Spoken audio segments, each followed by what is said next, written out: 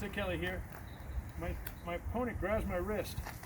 I'm going to get a reaction. I'm going to get him out. He's big and strong, and I can't stand here for long because he might be anchoring me to pop me with that hand.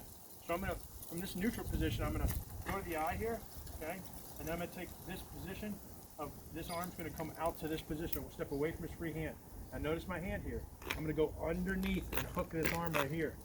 This is going to feed back into him. From this position, I'll turn around for the camera's purpose. I'm going to go to here. From this position, I can hook it and lock it, just like this. Figure 4, Kimura. Then I turn towards him. This would be a throw.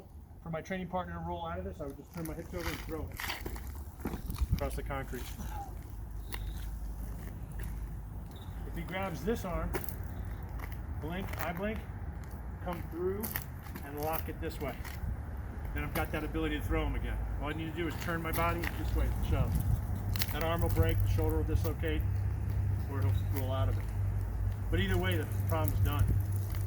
If he grabs onto this arm, I can hit here, take this, and come straight in.